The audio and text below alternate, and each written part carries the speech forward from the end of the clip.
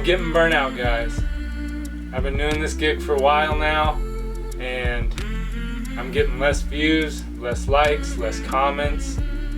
For every 2 subscribers I get, I lose 1. When I first started the YouTube channel, I used to get at least 2 subscribers a video, and now I'm pretty much stuck where I've been for a few months now. And it's a lot of work to put these videos together, and I'm trying to think of a reason to keep going. It seems like people are losing interest in these videos. So if people are losing interest, I either need to find something else to do or just quit altogether. Because I don't even feel like doing this show right now. Maybe it's because I'm not fake enough. You know, all the other YouTubers, nobody ever spends more than $5 on a video game. It's way too much. And then you got Gamer Wayne, pays $525 for Worms Armageddon, $1,700 for Sculptor's Cut Completing Box. Nobody else does that. You never hear of anybody doing that. So maybe it's just that I'm not fake enough. We live in a fake world, and I'm a real person. And I collect real video games that really aren't $5. It's the likes and the comments that keep you going when you have a small YouTube channel like this.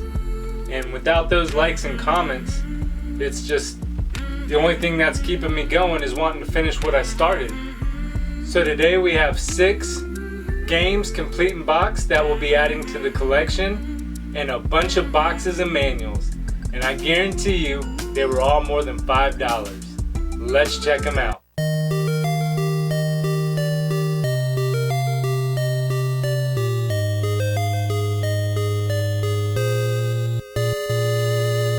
So I use an app to track all of my N64 games, and one day I went in there and the app had put stuff in there like manuals and stuff that I didn't have, but it was saying I had them.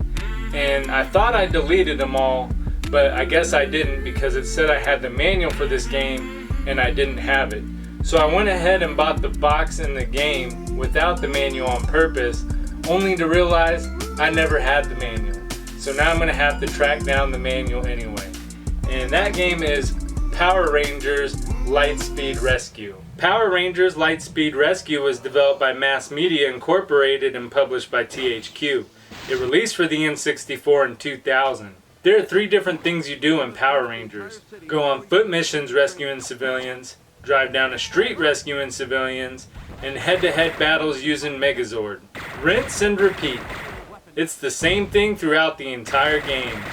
Your Power Rangers can shoot in front of them or fart out fireballs taking out enemies from behind. There's no fist fights or karate action. In vehicle mode, you'll drive down the street shooting at random ships and dodging traffic to save civilians. The graphics suck, and the game is incredibly boring. The game is obviously geared for kids. If you want a fun game for the N64, look elsewhere. Power Rangers Lightspeed Rescue is game number 132 for the collection, and it cost me $12 shipped.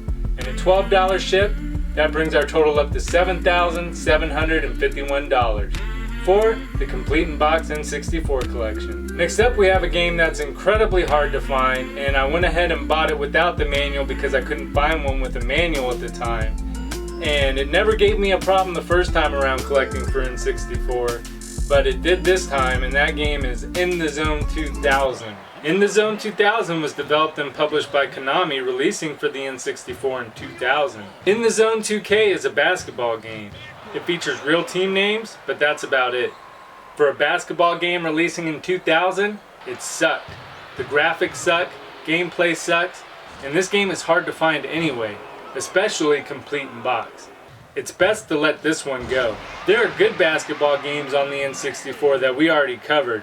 This is not one of them. In the Zone 2000 is game number 133 for the collection, and it cost me $45 shipped. And at $45, that brings our total up to $7,796 for the N64 collection. Next up, a wrestling game, WWF Attitude. Attitude was developed and published by Acclaim, releasing in 1999. Attitude is a wrestling game that was dedicated to Owen Hart after he fell to his death during his intro in 1999. The controls are like the other wrestling games we've covered, and they handle well. The gameplay is fun, but the graphics aren't as good as some of the other wrestling games. The game does show the full intro of each wrestler as he walks to the ring. It's not the best wrestling game on the system, but it's fun and worth checking out if you like wrestling games. WWF Attitude is game number 134 for the collection, and it cost me $12 shipped. And that brings our total up to $7,808. Next up, we have another game for the N64 that I absolutely love because I grew up playing it with my friends, so I was really excited to get this one. And that game is Vigilante 8. Vigilante 8 was developed by Luxaflux and published by Activision. It was available for purchase in 1999. Vigilante 8 is a vehicle combat game, much like Twisted Metal. Both single player and multiplayer are a blast in this game.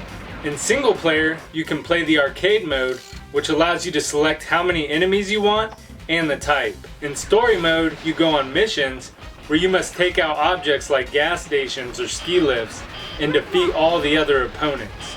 Multiplayer is how I used to play the game the most. I'd have friends over and we would battle each other for hours. Each vehicle has a special weapon. One of my favorites is the Death Ray. It destroys everything. Along with the special weapon, you have other weapons you can get, such as mortars, mines, missiles, and cannons. There are secret moves you can do with the weapons as well. The graphics aren't the best, but the gameplay is really fun. This is a game worth adding to your collection. Vigilante 8 is game number 135 for the collection, and I actually bought it in a lot of 2 games. And the other game is Vigilante 8, The Second Offense. Vigilante 8, The Second Offense was also developed by Luxaflux and published by Activision. It released for the N64 in 2000. The Second Offense is much like the first game. Many of the weapons are the same, and the options and ways to play are mostly the same as well. There are new racers and improved graphics. You can also find power-ups that allow you to hover over the terrain. Despite the improved graphics and new abilities, the first game is a better game in my opinion. The second attack is choppy, and the controls don't handle as well. It's still a fun game, but if you want to play Vigilante 8, get a copy of the first one. It's fun, cheaper, and easier to find. Vigilante 8, The Second Offense is game number 136 for the collection, and the 2 games cost me $75 shipped. And that brings our total up to $7,883. And this game is actually really hard to find complete in box. It's another one of those that I don't remember giving me a hard time, but this was the only copy on eBay when I bought this game. So I'm glad that I've got this one scratched off the list. Next up, we have a lot of 12 boxes, and I actually had the game for one of those boxes, and that game is Iggy's Wrecking Balls. Iggy's Wrecking Balls was developed by Iguana Entertainment and published by Acclaim, releasing for the N64 in 1998. Iggy's Wrecking Balls is a platforming racing game. You start off choosing your character, and you also have a good selection of tracks. Each world you choose has multiple races in it. Each race you are given points for the place you finish. The graphics aren't bad and the gameplay is fun. However, with each world requiring you to beat 10 tracks, the game can start to get monotonous. Each track is the same concept. You climb a vertical track with grappling hooks and try to get to the top first. You can also take out opponents with the grappling hooks. Finally, there are different power-ups you can get as well to help you win. Overall, Iggy's Wrecking Balls is fun and a game worth checking out. And Iggy's Wrecking Balls is game number 137 for the Complete in Box N64 library. The other boxes in the lot were Mario Kart, and I'll be keeping this because it's a player's choice variant. And I never knew this, but there's actually 2. There's one with the red border here on the side and one with the gold border on the side. I've just never paid close enough attention to know that.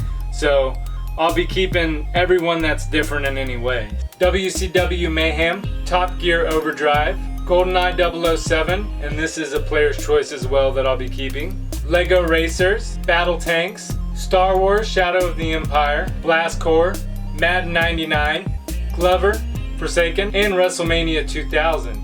This lot of 12 boxes cost me $123 shipped, and that brings our total up to $8,006. Up next, I got another lot of 4 boxes, and one of those boxes is a pretty cool variant I never knew existed before, and that game is Micro Machines.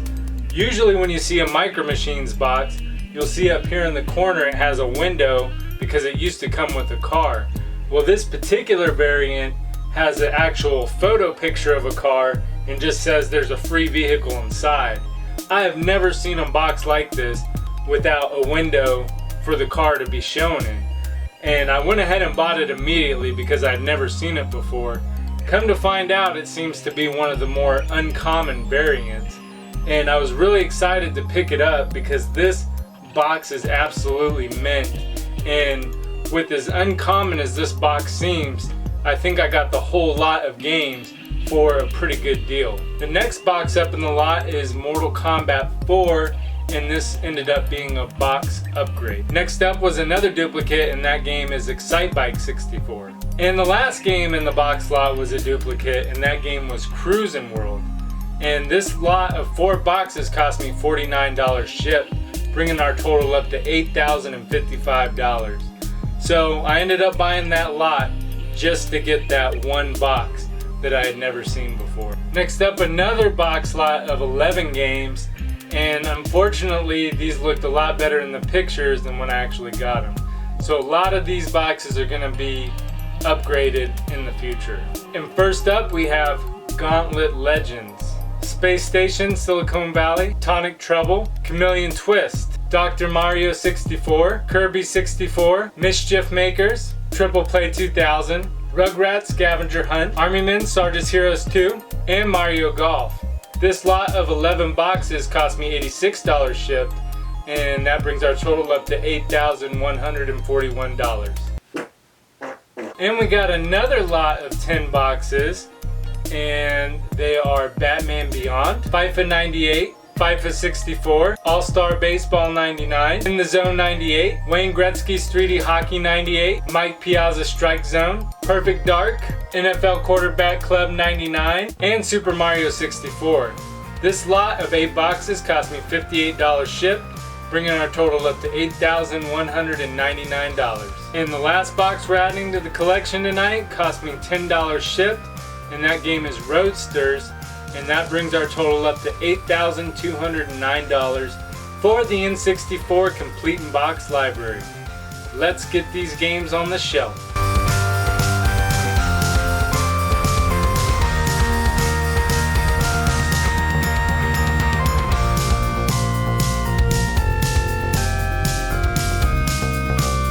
If you enjoyed the video, please make sure to like and subscribe. Until next time, I'm Wayne, and thanks for watching.